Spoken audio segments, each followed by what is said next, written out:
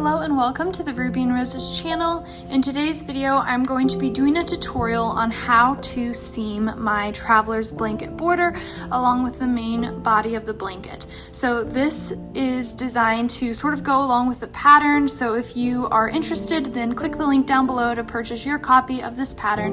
It's a new design by me that just released. And yeah, so I wanted to create a tutorial to sort of show my personal seaming method for how to get a really neat and tidy seam.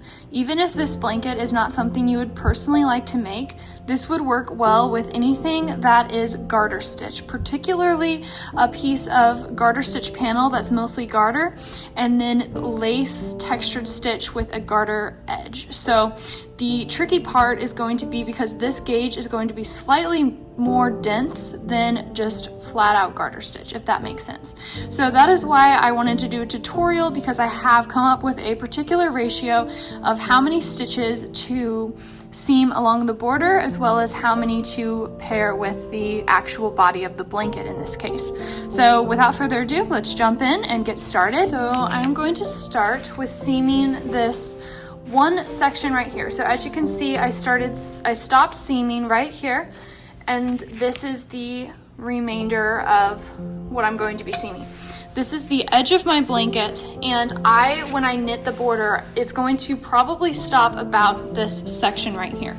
So we're going to end up having a few colors left to knit. Now this is a desired effect for how I designed the pattern, because in this way, since the blanket is so long, my blanket is a little over 7 feet long, so I wanted to make sure that I had just a little bit under the amount of border that I would end up needing instead of too much. So I would recommend knitting your border a little bit less than you think you'll need, because it's super easy to just continue knitting and seam to a little bit, like about an inch underneath, and then just continue knitting on. So I have went ahead and threaded my needle, and now I'm going to start showing how I seam.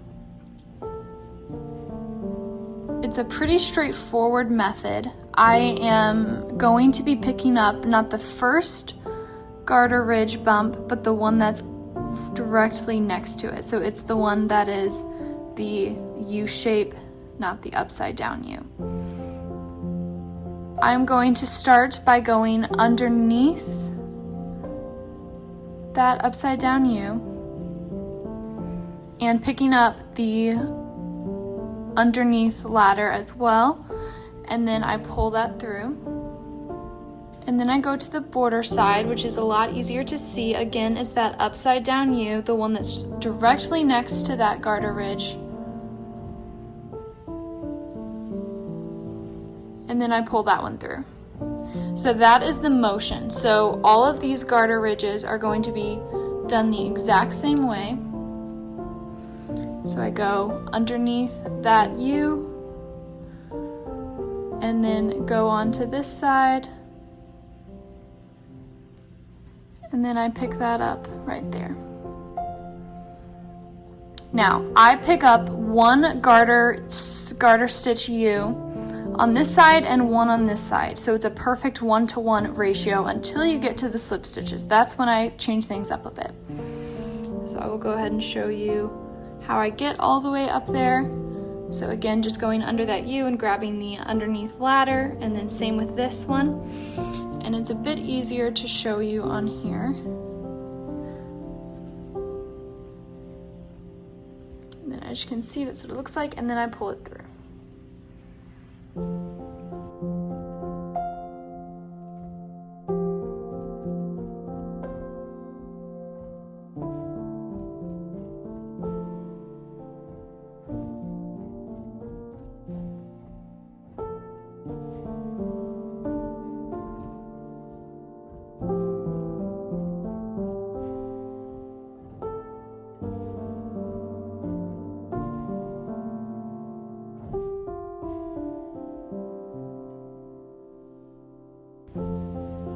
As you can see, it's super easy to get in a rhythm of this. It's just very straightforward,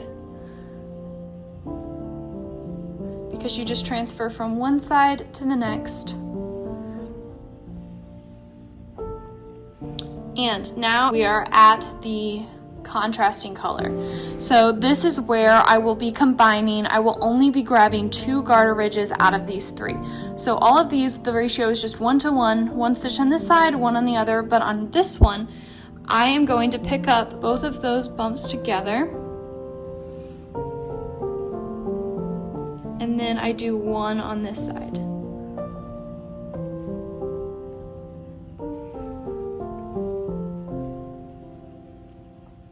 Then I do the same thing we've been doing for the next one.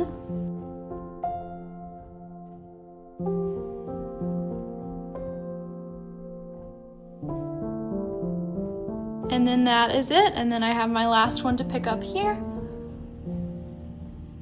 And I finish by grabbing that border stitch. So there we have it. After I do a color, I will pull this in just a bit to kind of get that a little bit more snug. And then that is how I seam. It creates just the most beautiful fabric, very, very strong. It doesn't give a lot.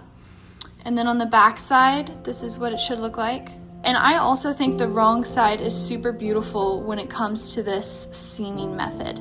It just is so neat and tidy. I'm going to show you the motion one more time on the simple garter stitch section. I'm going to grab that upside down U, pull it through. So I've grabbed those stitches, and then I come over here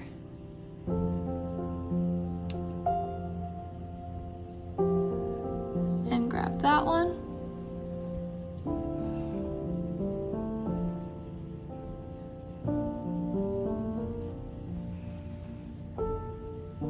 And I'm leaving it very loose so that you guys can see what I'm doing a bit better. Oops. So it's very much a zigzag formation.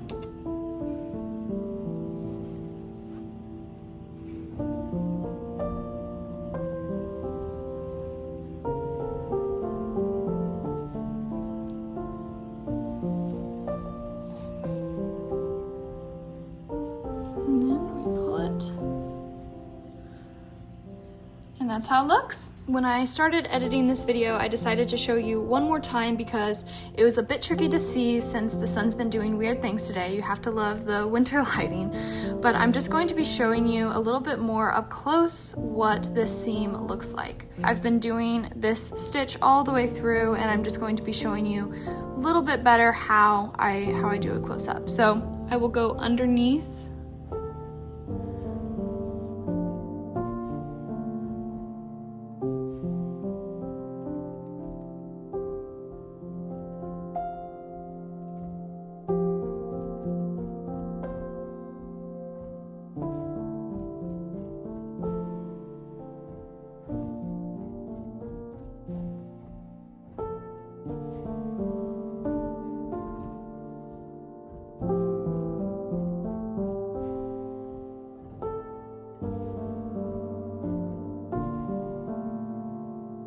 Right up here is the one that I combine with the contrasting color.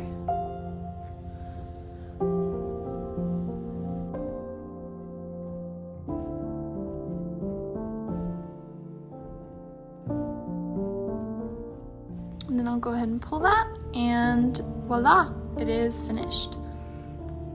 You will continue doing that seaming method throughout the entire blanket, and remember that the ratio is 1 to 1 for the entire garter stitch section of your mini, and then once you get to the contrasting color, make sure to do only 2 garter ridges of the border per every 3 garter ridges of the contrasting color. And just minusing that 1 stitch for these sections will add a really nice level of consistency throughout the piece. So then that way the border won't be too loose, and it will just add a really nice steady seam to make it perfectly flat throughout the entire blanket. So I hope that helps. I cannot wait to see all of your traveler's blankets popping up on my Instagram feed and here on YouTube. I hope you learned something from this video and that it was helpful for whatever project that you're working on. And yeah, thank you all so much for watching. I hope you enjoyed, and until next time, I hope you have so much fun with your knitting and crocheting.